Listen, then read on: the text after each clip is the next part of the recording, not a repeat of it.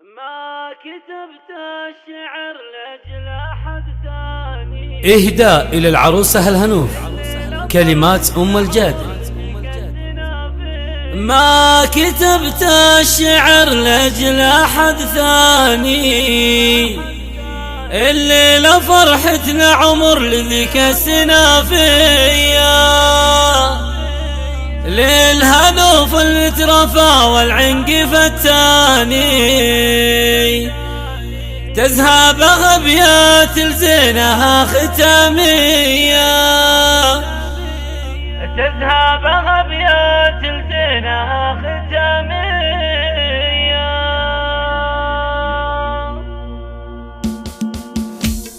ما كتبت الشعر لأجل أحد ثاني، الليلة فرحتنا عمر ذيك السنافية، لا الهنوف المترفى والعنق فتاني، تذهب أبيات الزينها ختامية.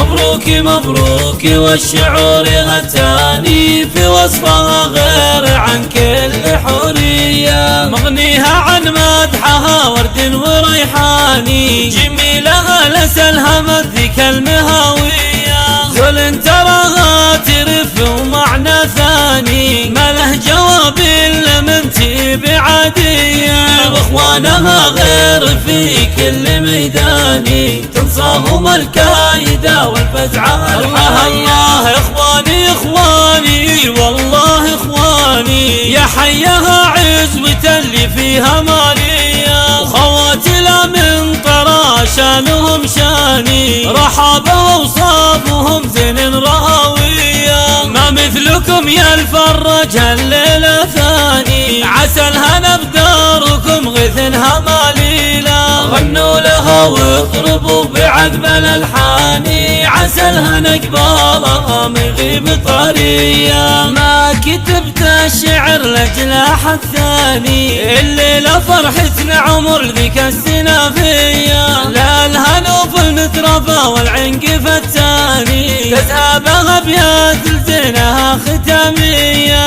مبروك مبروك والشعور غتاني، في وصفها غير عن كل حورية، مغنيها عن مدحها ورد وريحاني، جميلها لسلهمت ذيك المهاوية، زول تراها ترف ومعنى ثاني، ما له جواب إلا من تبي عادية، واخوانها غير في كل ميداني، تنصاهم الكايدة والفزعة الحية. اخواني اخواني والله اخواني، يا حيها عزوة اللي فيها مالية، وخواتنا من طرى شانهم شاني، رحابة واوصافهم زين راوية، ما مثلكم يا الفرج الليلة ثاني، عسى الهنا بداركم غثنها ماليلة، غنوا لها واضربوا بعذب الالحاني، عسى الهنا قبالها ما يغيب طرية.